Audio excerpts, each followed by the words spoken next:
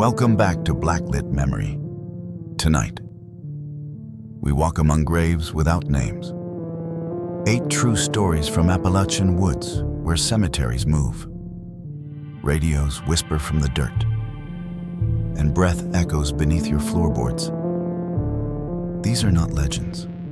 They're warnings left behind in melted boots, folded maps, and names carved twice. If these stories reach you, subscribe and tell us what called your name back. Now hush, the ground remembers. My name is Nguyen, 33 years old. I was born in Ohio, but my family came from Hue long before I could remember the sea. I've been working with the Department of Comparative Theology, translating apocryphal scripture and oral psalms from vanishing communities.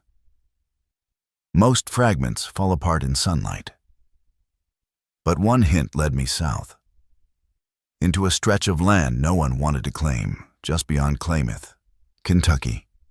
A ridge marked Whistler's Cut on a surveyor's map from the 70s. Locals couldn't say what it meant. I followed a paper map, not GPS. The forest swallowed the signal a mile in.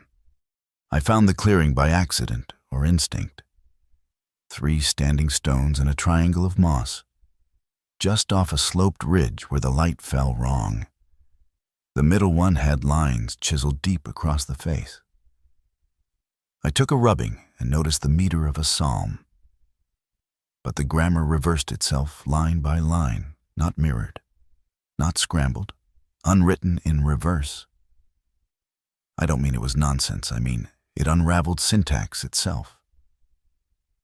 As if the sentence had once meant something clean, and time had walked it backward until the words no longer trusted each other. I read the first line aloud and felt it in my jaw like a tooth about to crack. I made camp nearby, kept the stones in view. That night, I lit a small votive I'd brought from my grandmother's box, cheap. Red plastic holder, barely enough wax to last an hour. I read the first stanza again, slower. Something in the phrasing buckled in my throat. Before I could speak the 4th word, I heard my name in a woman's voice, crisp, breathless, like it had traveled through tin. It sounded not beside me, but ahead of me, spoken just before I could say it myself. When I looked around, the woods were still. But the candle had melted wide across the slab, and I swear, the carved letters had grown shallow. The next morning, I touched the stone, warm, slightly tacky, like something between breath and skin. I played back the audio from my recording device, static at first, then a loop of my own voice repeating the line, but in reverse. Not reversed digitally. Intentionally. The inflection was too deliberate, too human. It reminded me of how I used to read aloud in Nanyin Vietnamese when I wasn't thinking in either language. Just echoing syllables like sound had its own memory. I listened to it twice. On the 3rd loop, I heard a breath after the final word, someone exhaling into the silence. I climbed the rise behind the clearing for a better view. I expected canopy, maybe a stream bed, but the woods beyond seemed patient, not quiet, waiting. Nothing moved, not even bugs. I stood there long enough to feel like the ground had shifted half an inch backward. I started to descend and stopped. The middle stone looked taller, not much. Maybe the light had changed. I took a photo anyway. Compared it to yesterday's. The grain was different, like the stone had been sanded smooth, or worn in fast forward. That evening, I came back to camp and found the votive whole again. Unburned, wick curled. It hadn't just reappeared, it had reset. The matches were missing, though So was the pencil I'd used to jot my first notes. Inside my recorder was a new file, time-stamped 3:11 a.m. No voice, just a sound like oil on a cold skillet. Then, in my own voice, the second day folds the breath of the witness. But I never said that. Not aloud, not yet. I approached the slab once more at dusk. The air around it felt dry and pulled inward, like wind in reverse. A shimmer sat just above the stone's surface, almost like heat distortion. Then, a soft metallic resonance. A bell struck from inside a hollow lung. When I looked again, a new line had appeared beneath the first two. Same carving, same font, different language, Vietnamese. This time, it read, Ngai Thu Hai, Nguoi Chung Se La Noi Buon. On the second day, the witness shall be sorrow. And I was the only one there to read it. I didn't sleep that night.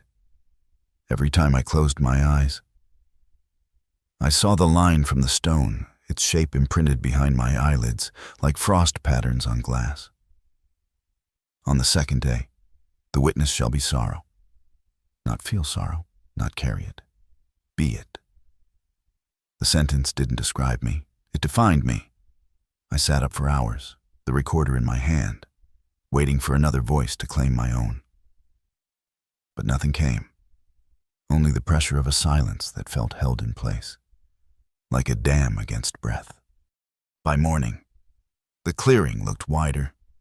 I don't mean it felt wider, I mean I had measured it the first day.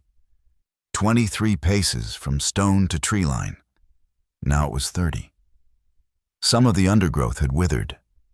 Pine needles curled inward like they'd been set too close to heat. The stones remained, but their arrangement had shifted slightly, like someone had rotated the triangle clockwise. The middle slab was no longer flush with the earth. When I looked closer, I saw a space beneath it maybe 2 fingers deep, as if the slab had lifted itself overnight. I ran my hand beneath the gap. Cool air moved across my skin, rising faintly upward. There was no visible tunnel, just depth. I whispered my name into the space and heard nothing back. Then I whispered the first line of the psalm again. Still nothing. But the silence afterward felt shaped, like a pause that had been waiting to be filled. When I stood up, I noticed a new object on the moss. A stick of incense, blackened at one end. Cold. I hadn't brought it. I picked it up. It smelled like burnt sugar and old breath. That night, I dreamt I was kneeling in a room built entirely of scripture. The floor was lined with pages, but they shifted every time I blinked. My hands were tied behind me with rosary wire, and my mouth moved without permission. I spoke the third psalm, but not with my own understanding. I channeled it. When I woke, the tent smelled faintly of smoke. My hands were unmarked, but beneath my right thumbnail was a line of dried ink. I hadn't written anything in over a day. The next morning, the votive candle was gone. In its place, a wooden match and a slip of paper that read, "The breath becomes you." The message was handwritten, but not by me. I don't write cursive that smooth. I burned the incense. The smoke twisted low, not up like it was trying to settle back into the ground. Then a sound behind me, a soft clink, like a bell struck from below the dirt. I turned. The middle stone now had a faint glow, not bright, but warmer than the others. When I approached, a new verse had appeared. This one wasn't etched. It shimmered faintly beneath the surface, like it had been written inside the stone. I could only see it if I tilted my head a certain way. The language was neither English nor Vietnamese, just symbols, repeating, curling inward like they were trying to speak a sound my throat couldn't shape. I backed away, I packed up before dusk.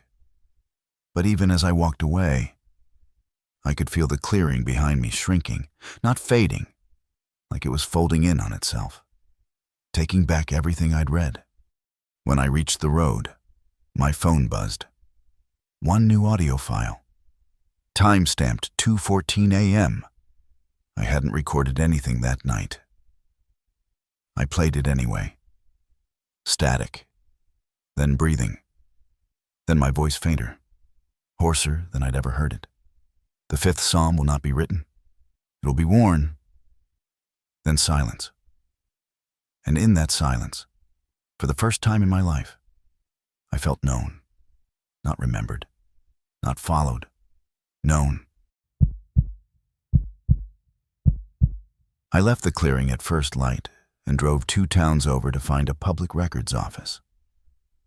The woman behind the desk looked half asleep until I mentioned the Kincaid name. Something changed in her face. Not recognition. Exactly more like wariness. She brought out a dusty binder, flipped to a page, and there it was again. Donnie Kincaid.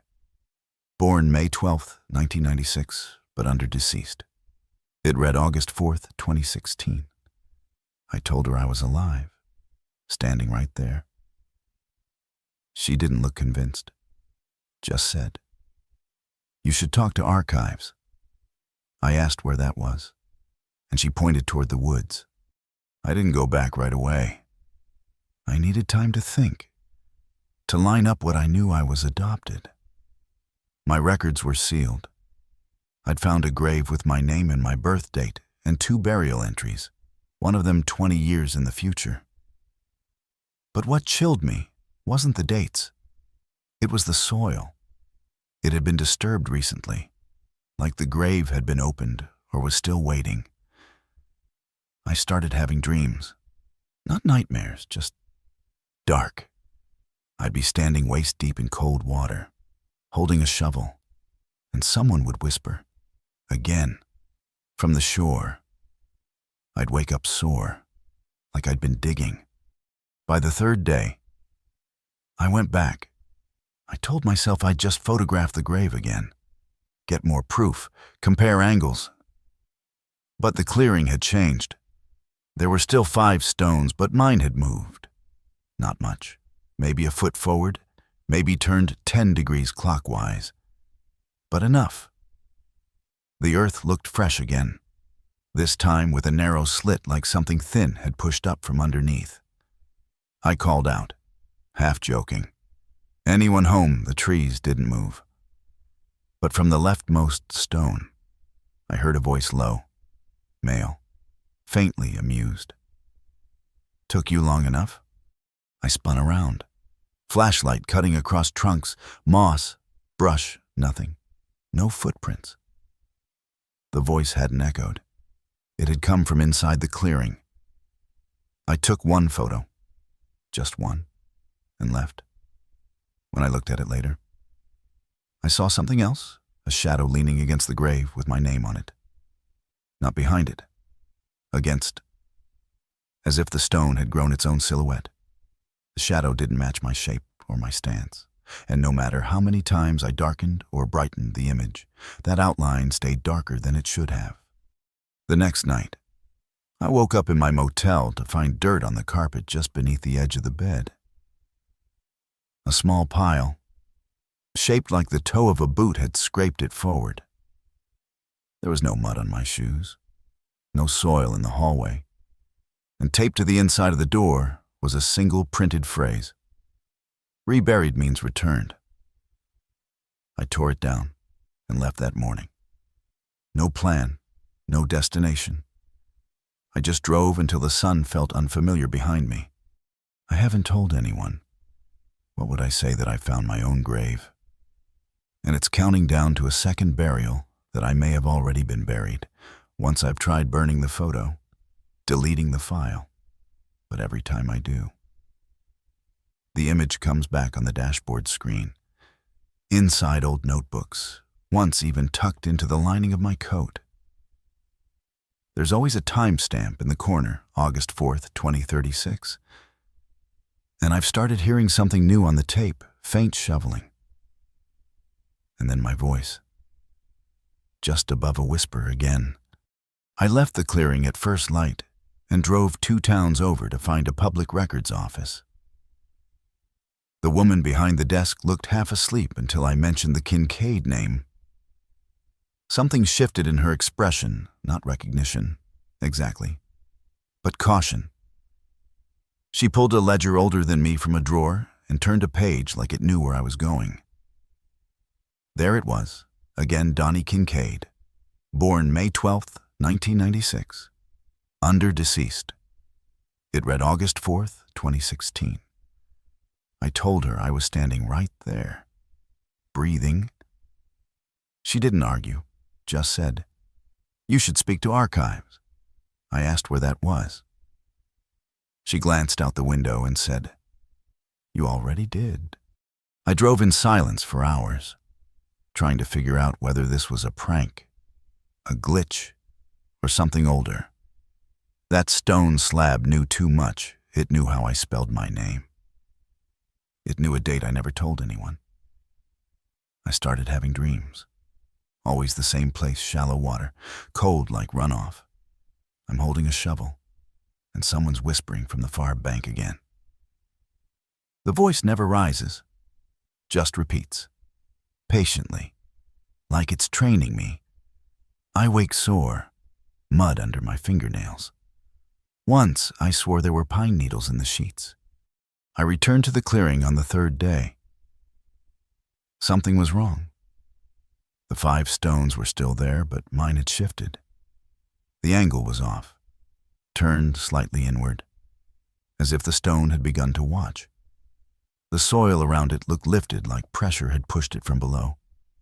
I called out, testing my own voice in the stillness. "Donnie Kincaid," I said, no echo, but 1 stone a smaller. Broken one let off a faint thud, as if something had settled behind it. I froze, then walked forward. My stone had a new line, carved beneath the others reburied, not laid to rest. That night, back in town, I found dirt on my motel carpet, just a dusting, in a half-moon shape beneath the nightstand. No mud on my boots. No one else had entered the room. Taped to the mirror was a slip of yellow paper. "Returned means remembered." I burned it in the sink. But the message reappeared in my phone's notes app later that night. It wasn't typed. It was an image. The paper. Same angle. Same light from the bathroom. It had taken itself. Since then, I've tried leaving.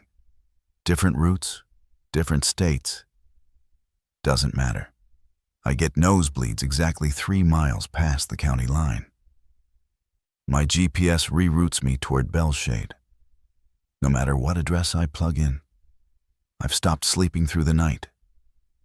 And now, when I close my eyes, I don't see my grave. I feel it. The depth of it.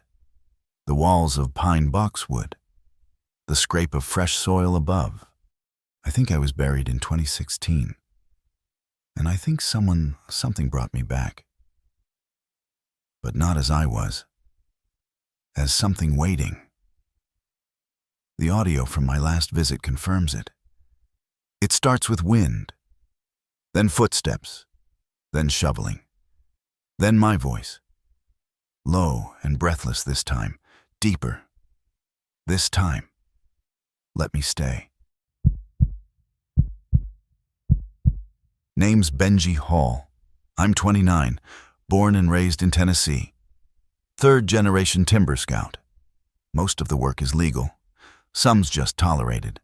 I've been cutting lines and marking old tracks since I was 17.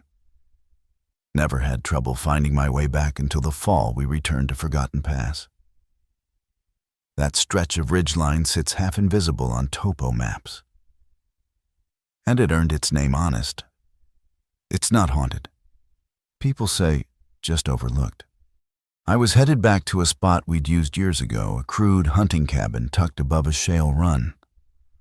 Left there for shelter if weather turned. My partner had dropped me off that morning, said he'd swing back with the truck at dusk. The trail in was familiar, steep, but not treacherous. When I reached the cabin, something was off right away. The door stood shut, but I knew we'd left it half-hinged, warped from rot. And there were no prints, no tire tracks, no sign of new arrival, just that wrong kind of still. Like the woods were holding their breath too long. Inside, nothing looked broken or ransacked, but everything was shifted.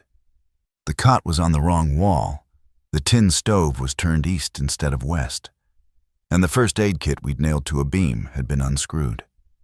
Its contents laid out like inventory gauze: scissors, iodine, lighter. Even the wrapper from an old protein bar I'd left behind was neatly folded and placed in the center of the table.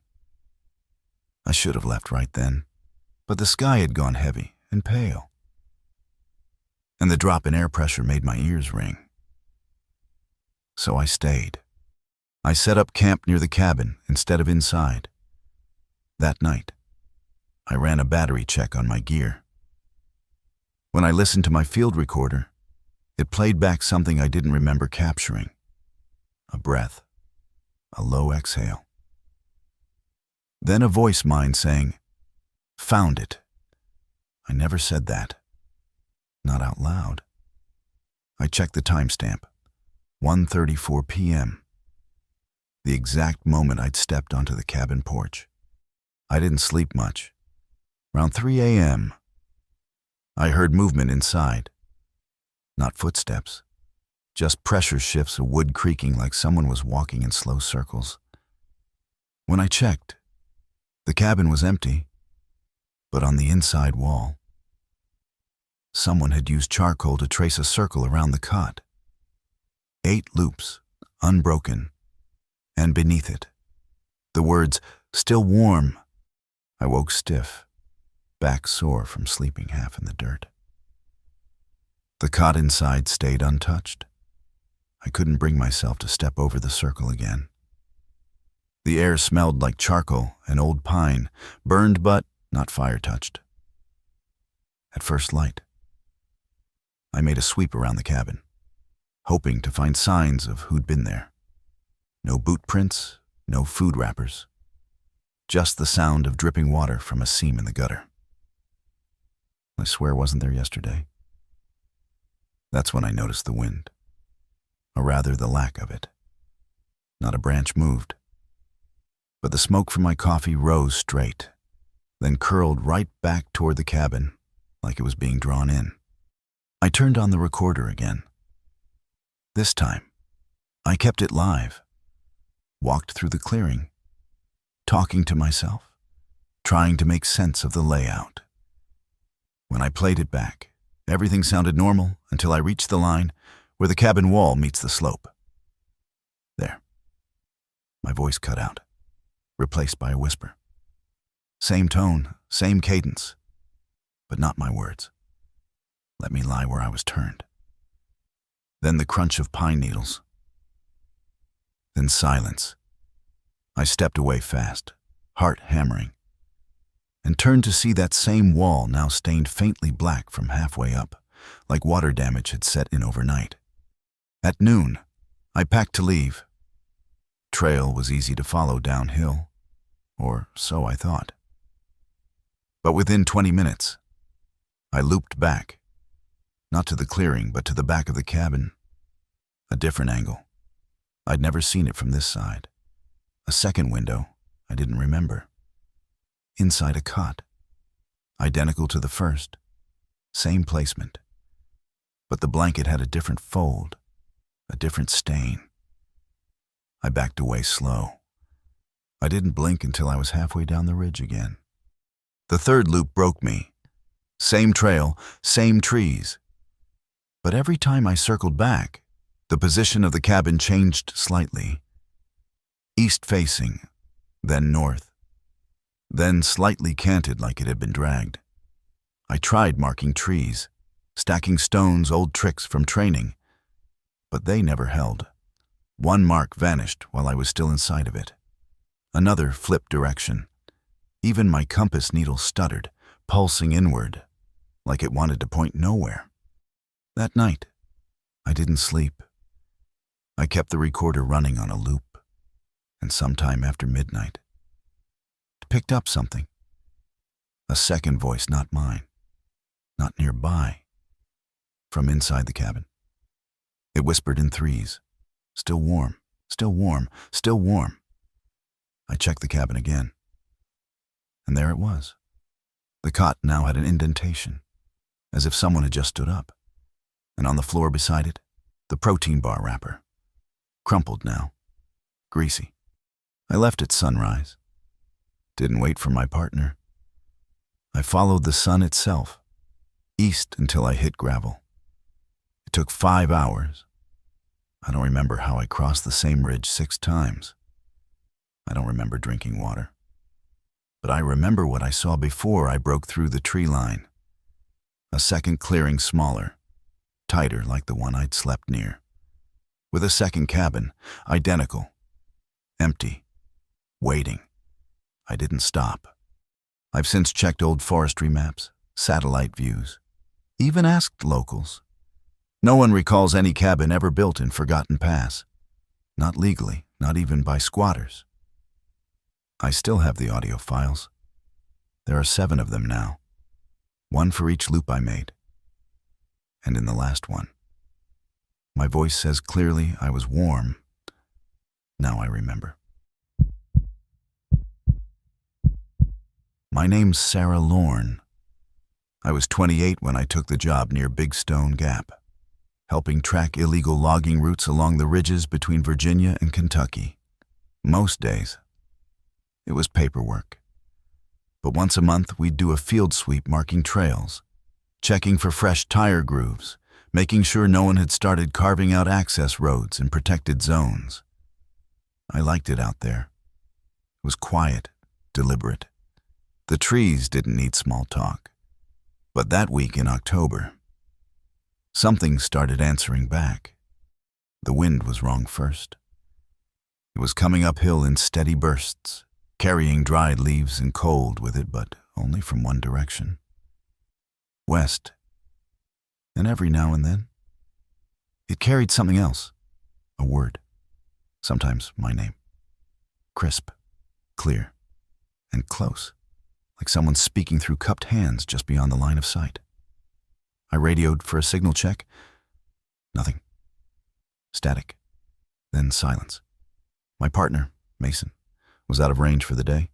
Scouting a northern slope, I was alone. At least, I thought I was. The whisper came again around noon. Sarah, just once. But it made the hair lift off my arms like static off a fleece. I spun around, hand on my pepper spray, but saw nothing. The trail ahead hadn't changed. Same soft grade, same branch-snagged switchback. I told myself it was echo. This ridge line had a dozen hollows that could throw sound for miles. But I didn't move for 5 minutes. Later that afternoon, I checked my bag and found something strange. My energy bar had been unwrapped, but not eaten. Just laid gently atop my notebook, folded back in its foil like someone had inspected it and thought better of it. My lighter was missing, but the fire starter kit was untouched.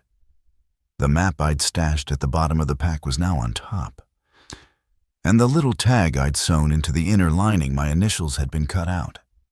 That night, I camped lower than usual, just off a wide split in the trail where 2 creeks crossed beneath a fallen ash tree. I zipped the tent fully, secured the food, left no scent trail. But I still woke around 2 a.m., eyes wide before my ears caught up. There was a voice, maybe 20 feet away, calling my name again, but this time it was my own voice, perfectly mimicked, not mocking, just repeating, like someone trying to learn the name out loud. I didn't open the tent, just clutched the multi-tool and counted the seconds between each call. 13, then 11, then 10. Each closer, each slightly more confident. When it stopped, I started counting again in the silence just to make sure I still could. By morning, there were reversed footprints around the tent mine. But not... The tread matched my boots, but the spacing was off. Longer strides, and walking backward, as if whoever or whatever it was had studied how I walked. And rewound it step by step. The pine needles were barely disturbed, like it had tiptoed through my memory. Not the woods. I didn't report what happened that morning. There was nothing to say that wouldn't come out wrong. A voice called my name in my own voice. My boots walked around my tent without me. No one writes that in a ranger log without getting called in for a wellness check. I told myself I'd finish the sweep and hike out by dusk. I checked my compass. North shifted slightly to the left. Not enough to blame magnetics, but just enough to notice. I hiked in silence for the next few hours. No birds, no small game, not even the buzz of deer flies. The forest felt thinned out, like it had taken a long breath and was waiting to exhale. Around noon, I heard the voice again, but this time it wasn't just my name. It said, "Come back, Sarah." And it sounded tired, like the words weighed more than the air could carry. I scanned the tree line, but everything looked normal. Still, I started walking faster. I didn't know where back was supposed to be. By mid-afternoon, I reached the old fire watch clearing. Used to be a tower there before they pulled it down in '94. There's still a ring of stone where the base stood. In the center, a small pile of items. My lighter, the tag with my initials, my old house key, which I hadn't seen in over a year. After moving out of my ex's place, I stood there, gut tight. Nothing should have been able to bring that key here. Nothing should have even known I lost it. A note lay beside the pile, written in blocky handwriting that resembled mine, but all the letters were slightly mirrored, as if copied by someone who didn't understand what the words meant. It read, "You left something open." That night, I didn't make camp. I kept walking. The trees closed tighter around me. The trail sloped oddly, and I kept tripping not over roots, but over shadows, places that felt thicker than they should. Around 1:00 a.m., I rested near a split oak, tucked between ridges. I turned on the recorder, not to document, just to hear something besides my own breath. Playback started normal. Wind, faint rustling, my breathing. Then a new voice, female. Close. Too clear. "I know where you go when you lie." I left before dawn. Never zipped the bag. Never looked back. Every few steps, I felt the air tighten behind me, like someone was matching my pace exactly one beat off. I reached the trailhead around noon. The truck was there, but the cab light was on, and the driver's door stood open. Mason was inside, face pale, eyes wide. He looked at me like I wasn't supposed to have come back alone. Or maybe not at all. I haven't worked the ridges since. But I still get mail. Unmarked envelopes. Always with a slip of paper inside. Same blocky writing. Always mirrored slightly, like it's written from the wrong side of glass. Sometimes it's just my name. Sometimes it's directions. But once, just once, it said, "I'll answer if you call back." I never did, but sometimes, just before sleep, I think about whispering into the dark, not for answers, just to see if it still knows the sound of my name. Name's Lonnie Myrick. I'm 53 now. Been cutting trees since I could swing a saw. And I've worked every county from Henderson up through Avery. I know which species are worth trouble and which ones aren't. I know when a tree's hollow before I even knock it. But I didn't know what was waiting up on Bluff Bend. We weren't supposed to cut in that section. State land, but the guy paying cash said it had old-growth yellow poplar. I went up alone to scout. Mid-October. Leaves just started to crackle. The first tree I marked bled sap too much for the season. Sticky, dark, not amber, not right. I wiped it on my jeans and moved on. Second tree leaned strange, like it had grown towards something that wasn't there anymore. The third had a metal tag nailed deep into the bark Forest Service style. But the number wasn't any format I'd seen. Just 5 digits, 01996. I snapped a picture, sent it to my foreman. No signal, not even an error, just a blank gray bar. I checked the compass. It spun slowly, like it was thinking. I laughed at that. Then I stopped laughing, because it didn't stop spinning. By the time I started the saw, the air had thickened. Not hot, exactly, just dense, like walking through water that hadn't decided to rain yet. I cut one wedge, then another. The tree moaned, not the kind of creak you expect. It sounded closer. Too close, like it didn't come from the tree at all, but from behind me, in the same breath. I turned. Nothing there, but my back itched like I'd stood in front of a fire too long. That night, I stayed in the trailer 1/2 mile from the ridge. No heat, but I kept sweating, hands shaking. Fever started low, then spiked around midnight. I dreamed of roots, not as metaphor, real roots, long and pale, threading through the floor, brushing against my arms as I lay stiff in bed. I woke up with bark in my hair, not flakes. A whole strip, maybe 5 inches. No idea how it got there. I checked my bag. The pants I wore that day were soaked through with sap. But the sap was warm. Still, I drove to urgent care, just in case.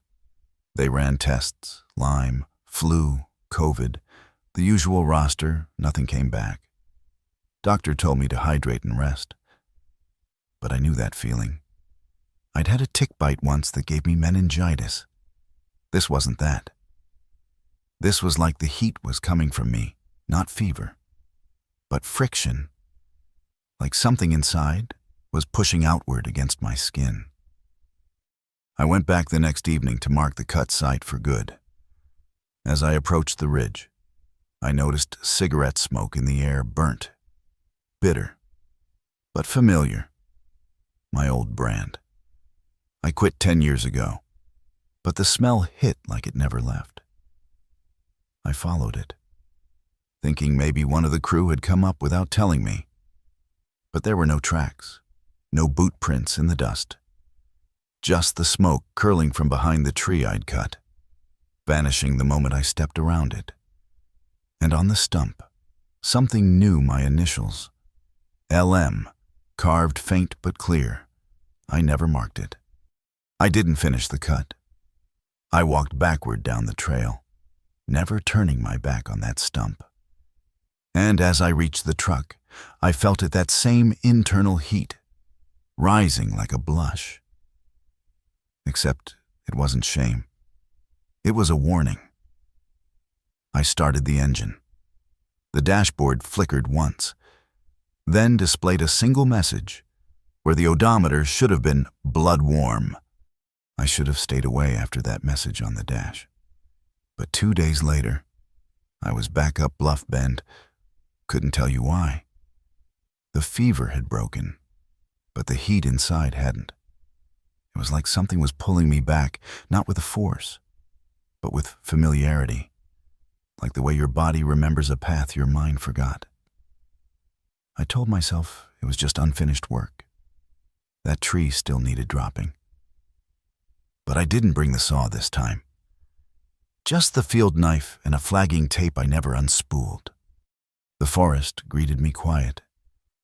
No birds, no bugs, just windless green, soaked in silence. I reached the same stump, my initials still carved in its skin, but deeper now, darker, and the bark around the cut had begun to curl inward, like the tree was healing over the scar, but didn't want to. I walked the perimeter. That's when I found the second tag, same number. 01996, hammered into another tree 20 yards downslope. But this one looked newer. Less rust. Fresher wound. I backed away. Fast. But the dizziness came hard this time. Not from fear from the ground. The slope wobbled beneath my boots like the earth had hiccuped. I braced on a low branch. It was warm. Not sun-warmed. Blood-warm. And when I pulled my hand away, there was sap on my palm again. But it wasn't sticky. It was slick and pulsing. I wiped it on my jeans. It left no stain. I made it to the trailer by dusk. That night, I heard someone walking around the outside. No engine, no headlights. Just the crunch of slow boots across gravel. I sat with the lights off and listened. The footsteps circled twice, then stopped by the door. I didn't breathe. Then came the strike of a lighter. Once, twice. Then nothing. Just that faint ghost of burnt tobacco curling under the threshold like an old habit finding its way home. When I opened the door at dawn, there was no one there. But a half-smoked cigarette rested on the porch rail. Same brand I used to smoke. Filter-bitten, still warm. And beside it, something I hadn't seen since my father's funeral, his belt buckle. Stained, cracked, missing the pin. He died in 2004, buried near the edge of these same woods. And I remembered something then. He used to say certain trees were too alive to trust. I never knew what that meant. Now I think he was warning me. I left for good after that, or tried. But the heat hasn't gone. Every few months, I'll wake up sweating, the taste of sap in my mouth, and the smell of smoke curling behind my teeth. And always, the same dream. I'm standing inside a tree, not beside it. Inside my arms pressed to the grain, heartbeat sinking with something older than blood. I don't scream. I don't move. I just listen as the roots whisper things I was never meant to know. Last week, I got a letter. No return address. Inside a single photograph. It showed the stump I'd cut, only now it had split open. Hollow, blackened. And inside, faint but visible, was a face, not mine, but close enough. Name's Devin Ray. I'm 36, out of Buchanan County, Virginia. Been working saw crews since I dropped out at 19. Chainsaws don't lie, they cut or they don't. I trust machines more than most people. But what happened 2 winters back made me think twice about both. We were up near a hollow with no road name, just coordinates passed between crews that knew how to mind their business. Word was, a storm took down half a ridge, and there might be salvageable oak under the brush. Nobody mentioned the slope was older than the roads. We were a crew of 4 that week, but the others stayed low, checking access. I pushed higher on foot to mark lines. Ice crusted every twig, but the sky stayed dry silent. Gray, no wind. I found a tree half split, clean rod up the middle, and figured I could do a test cut. First notch went smooth. Then the saw jerked hard, like something yanked the chain backwards. Not kick back, snap back. It whipped out of my hands. Blade first, caught the air like a thrown blade, and landed 3 feet behind me. Teeth up. I stood frozen, heart hammering. Nothing should move like that without help. I picked it up. No damage. Chain intact. Bar clean. But the fuel cap was off unscrewed, just barely. I hadn't touched it. I know I hadn't. That's the kind of mistake you don't make twice. I tried to radio the others. Static. Only static. So I kept marking trees. Should have gone back down. But I felt watched. And I didn't want whatever it was, knowing I felt it. That night, I stayed in the truck bed, under tarp, like always, around 2 a.m.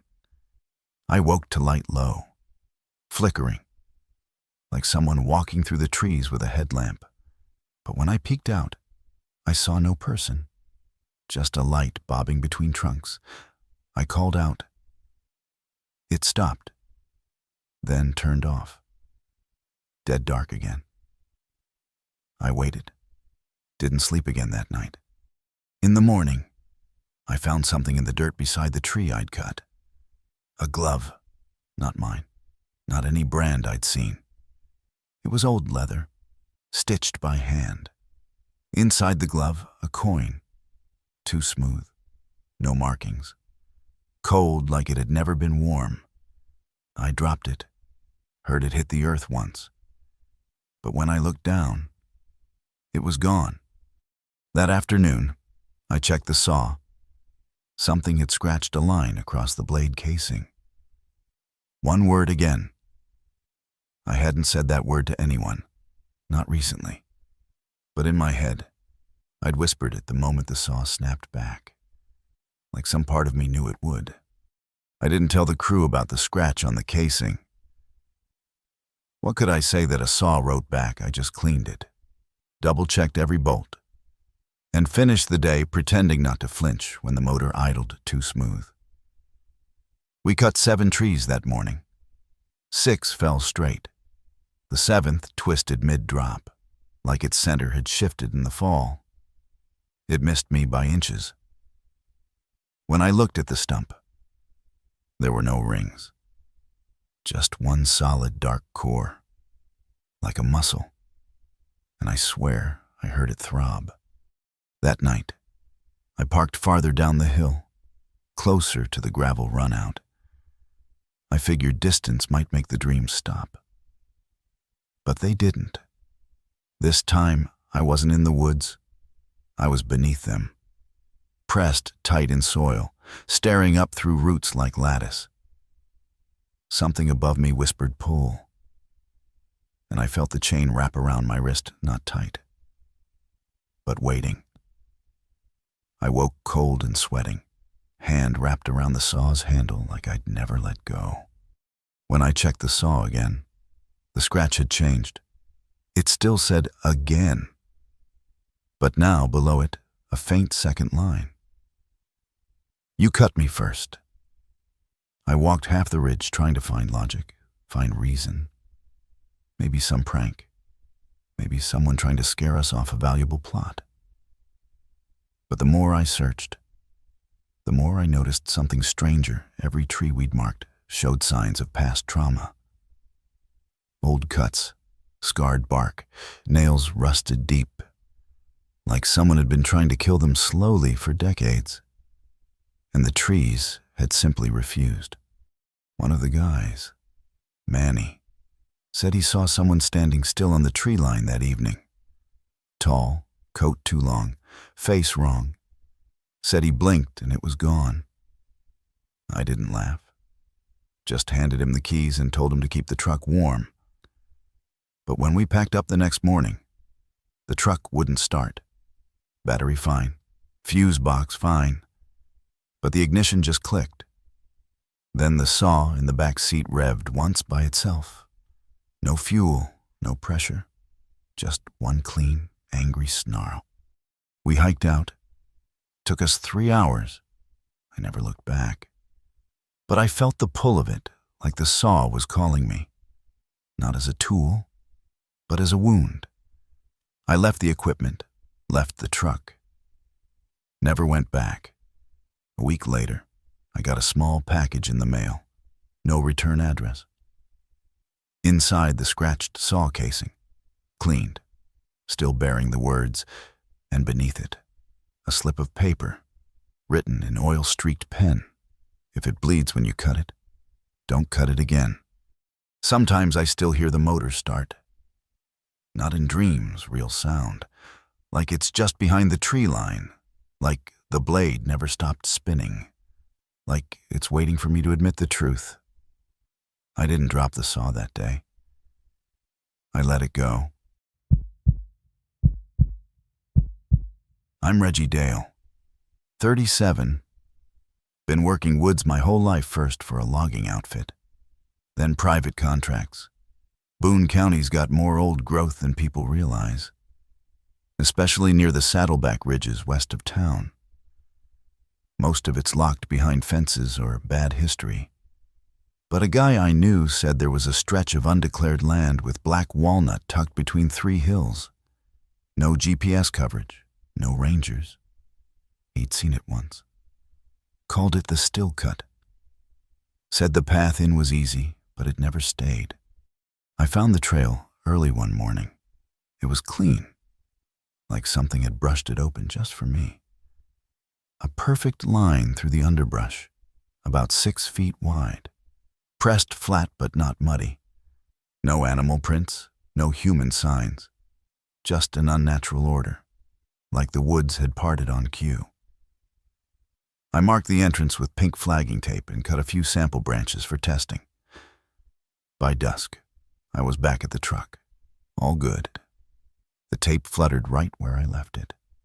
Next morning, I returned. Same spot, same coordinates. No trail, no tape, just untouched thickets, heavy with dew and silence. I walked the perimeter for an hour, trying to triangulate by trees. I'd photographed bent limbs, split trunks, stuff only a cutter would notice. Found none. Like the woods had changed their clothes overnight. I finally forced a way through, trying to rebuild the trail from memory. 30 minutes in, I saw something I couldn't explain. A clean break in the foliage. The same trail, identical, reappeared from nowhere. No curve, no slope, just there, waiting. I walked it again, deeper this time. The light got stranger the farther in. I went. No shadows, no glare, like being inside a lens. I started to sweat. But not from heat. It was the pressure, like the trees were pushing back against my ribs. I came to a clearing I swear wasn't there before. Dead silent. No birds, no bugs. At the center, laid gently on a mossy stone, was one of my shop rags. Folded, clean. The kind I only kept in my gear bag zipped. Inside the truck. That night I didn't sleep. Just stared at the ceiling of my trailer, watching shadows twitch like branches in windless dark. At 3 a.m., I got up to grab water. There on the driver's seat of my truck was the second rag this one used. Smelled like bark and sweat and something sweeter. Rotted. Tucked under it was a printed topo map. Mine. But hand-drawn annotations had been added: circles, arrows, and one phrase scrawled in red ink at the base of the hollow I'd found. Do not follow where there is no weight. The next morning, I tried walking in backwards just to see if the trail would vanish again. It didn't. It welcomed me. Same false calm, same clean-cut line through the trees, but now it curved slightly left. When I remembered it bending right, I marked my steps with flour, shaking a thin line behind me. 10 minutes in, I glanced back. The flour was gone, not blown off, not scattered. Gone. like the path had swallowed it and realigned behind me. The deeper I went, the more things seemed wrong in small, specific ways. Trees too evenly spaced, stones too smooth, like they'd been handled. At one point I passed a stump with a notch I recognized because I'd cut it 3 years ago on a completely different job site 2 counties east. Same angle, same burn mark from a dull blade, but this one was mossy, old, like it had been sitting here waiting for me to remember. I touched it, just to prove it was real. That was a mistake. From that point on, my ears started ringing. Not high-pitched, more like a low hum. Constant, like power lines buried under the soil. My compass pointed south. Even though I'd been heading east, I started sweating again. Looked up and saw a crow. Not moving, just hovering. Wings out, frozen like a taxidermy bird suspended in air. I blinked. It vanished. Then came the scent, fresh earth, metal, and something faintly sweet, like pine tar and decay. I turned around to leave, but the trail behind me had closed. Thorns, bramble, no gap. I ran until my legs gave out. Somehow, I broke through into a different clearing. At the center was a vehicle, my own truck, but it was wrong. Rusted, windows fogged, driver's door wide open. I stepped close. There was no engine, no cab. Just the shell like a stage set meant to fool me. And on the seat, folded like an offering, was the third shop rag, clean, pressed, tied in a knot like a warning. I stayed one more night in the trailer, parked at the base of the ridge. I didn't sleep. Around 2 a.m., I heard tapping on the roof. Not rain, not branches, just a slow, deliberate rhythm. 4 taps, pause. 4 taps again. I stepped outside. Nothing above, nothing around. But when I turned back to the door, there was a new map pinned beneath the windshield wiper. The path was drawn in black ink, spiraling inward. At the center, my initials, R.D. I never went back, but the forest hasn't let me go. Every job since, I've found something small and out of place. A stone with familiar grain. A tree I know I've cut before, once. A piece of flagging tape tied into a knot I never learned. They say no path leads nowhere. But I think this one leads somewhere too old to map. And sometimes, when I'm alone in the woods, I feel it realign beneath my boots, not to lead me forward, but to bring me back.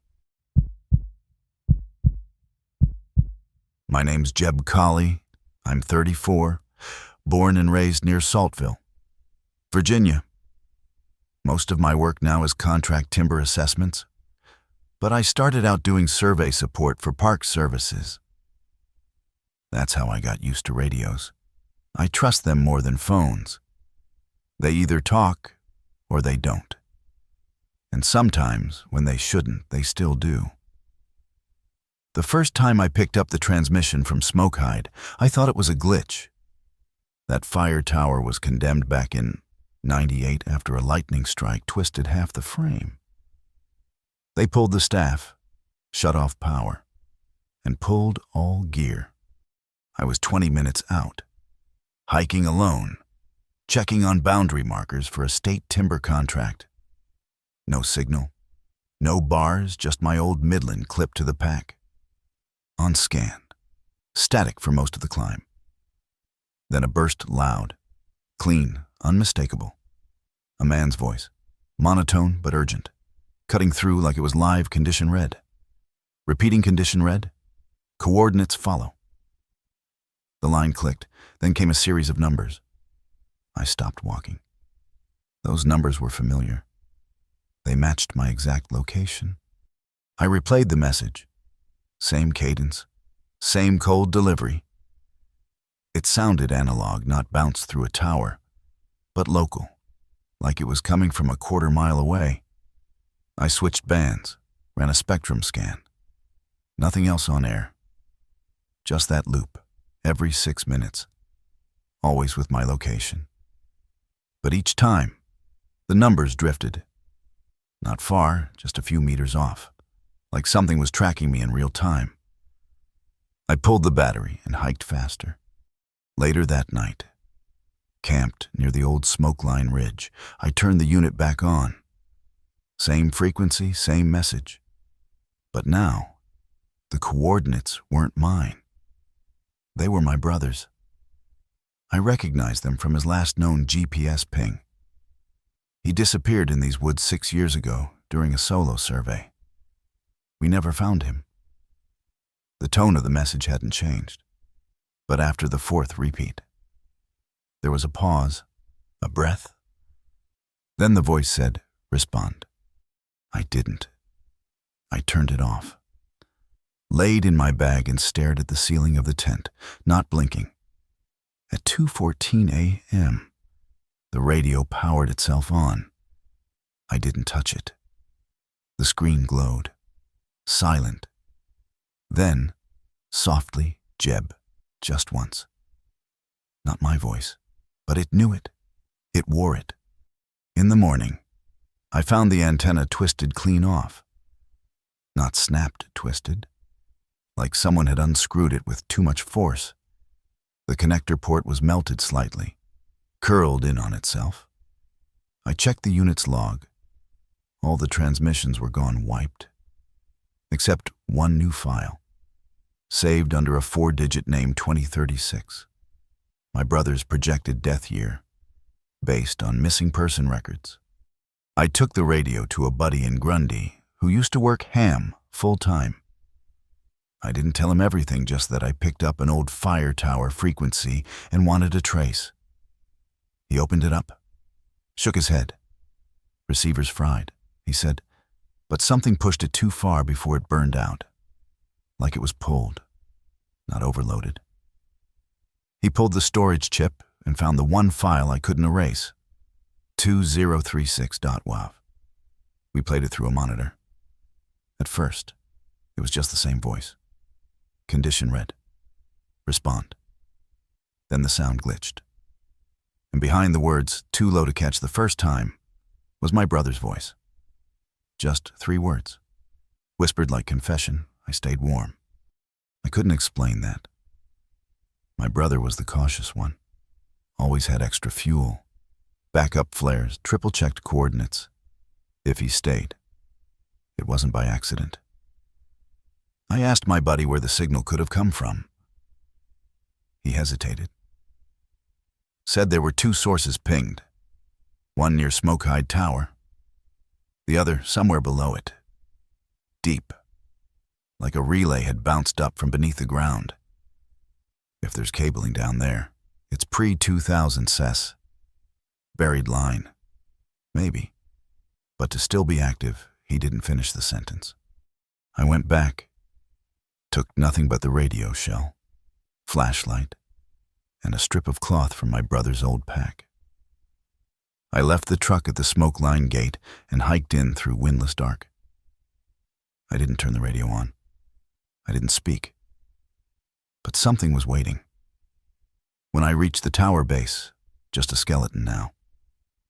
Rusted out and half swallowed by vines, the ground felt hollow. I stomped once. It echoed, like a drum. And from that echo, I heard a single return click like mic feedback, coming from beneath. I found the hatch by accident, half buried beneath pine needles and shale. Bolted shut with no handle, but warm, not from sun, from below. I didn't open it, just placed the cloth strip there, folded, like a signal. I stepped back, whispered Jeb, responding. The air tightened around me.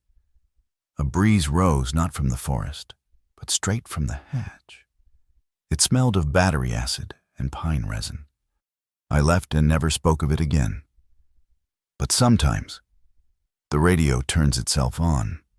Different unit, different house, always the same loop. Condition red. Then silence. And once, on Christmas Eve, it whispered 38 degrees south. Bring light. I looked it up. That would put me near a ravine below the ridge. No known structures, no access road, just stone. Last week, I got a delivery, no note, no sender. A small sealed case containing my brother's Forest Service ID badge. Still clean, still laminated, date of death smudged off. But written in permanent marker across the back was one word. Repeater. I don't sleep with the radio anymore, but some nights, just before the static fades, I swear I hear a second breath on the line, like someone else is holding the mic, not calling for help, just listening. My name's Tyson Griggs. I'm 39. Used to be a mine engineer down near Chestnut Grove, Tennessee, where the air's heavy with old dust and the trees lean just a little too quiet. I live alone now, out past the edge of the tree line, in a one-room cabin I built after the collapse. Not a metaphor. The mine caved in. 3 went missing, and I was the last one out. I quit the day after. Never went back. Figured that part of me was buried with the rock. It was a cool October morning when I saw it, something I'd swear hadn't been there the day before. A black headstone, half sunken between 2 old hemlocks near a shale outcrop I pass weekly. No name, no dates, no carvings, just polished black stone, like obsidian, too clean for the forest around it. The ground looked undisturbed. I ran my fingers over it smooth, unnaturally so. I've walked that trail for 12 years. That marker wasn't there. I cleared the leaves around it, expecting lichen, moss, some weathering. But every morning after, the debris returned more branches, thicker vines, and saplings. Full, fresh growth springing up overnight where there had been bare ground. I started trimming it back daily, even brought out tools to keep it exposed. Didn't matter, by dusk. The forest took it all back, faster than nature should move. On the 5th morning, I found barefoot prints in the frost around my back porch. Human, wide set, no tread, no in or out path, just a ring around the cabin, like someone had grown up from the dirt, walked a single loop, then disappeared into the earth again that night. I slept in my work coveralls with a flashlight in hand. Then came the voices, not from the trees, but from the floorboards. Short phrases, muted, like radio chatter through stone. And the voice, Kenny Murrow, one of the men lost in the collapse. His comms used to buzz low and slow, always with a laugh hidden behind it. Now I heard him whisper, over and over, "This shaft is shallow, but it won't let you die." I checked under the cabin, but the crawl space was dry. No rodents, no pipes, just dirt. But the center of the floor in my bedroom had begun to sag, subtle at first, now soft enough to creak under my step. I tapped it with a boot heel, hollow, pressed my ear to the boards. What I heard wasn't a voice. It was breathing, steady, slow, like something alive down there, but not in any hurry to leave. I should have left then, packed a bag, drove until the radio stopped picking up weather from Tennessee. But the thing about living alone too long is you forget how to run. Instead, I pried up the boards, 5 screws, 1 cracked plank, Beneath, just dirt.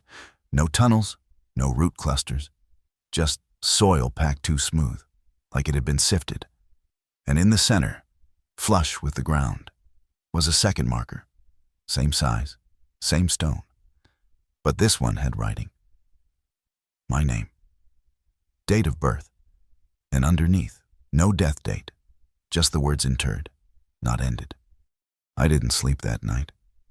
Didn't even try. Just sat in the doorway with a hunting knife and my old helmet lamp, watching frost bloom across the glass. Around 3:30 a.m. The breathing under the floor returned, but now it matched mine. Inhale when I inhaled. Exhale when I paused. Like something below me was learning. I slammed the trap shut and nailed it closed. The next morning, I found the marker in the woods overturned. Not broken, just shifted. A new word had been etched along the side, too clean to be natural wear air. I stepped back, heart kicking. And that's when I noticed around the stone. The earth had cracked, not in fault lines, but perfect concentric circles, like ripple marks in dry clay. Something had pressed up from below, and it was getting closer to the surface. That night, I tried to leave, keyed the truck, threw what I could in the back seat. Engine caught, lights flicked on. Then the radio sputtered an old frequency from the mine. Channel 4.1. No station, just Kenny's voice again. But not repeating now, he said. We're still down here. Ty, still warm. I turned the ignition off. Silence. Turned it back on. And the voice returned, it's your shift. I left the truck running and walked back inside. Hands numb. I didn't understand what was happening. But I knew this much: the marker wasn't for Kenny. Or the others. It was for me. Placed ahead of time. A placeholder. Like the forest knew I'd never really escaped. It's been 5 days. I haven't touched the floor again. The breathing has stopped, but now I hear scratching. Light, slow, almost polite. Like someone tracing the underside of the boards with a fingertip. Sometimes, I hear metal, like a buckle tapping wood. My old tool belt's gone missing. Last night, a third marker appeared. Smaller, child-sized, no name. Just the word successor. I don't think it's waiting for me to die. I think it's waiting for me to join. And the worst part is, I'm starting to feel like I already did. Maybe I never left that mine.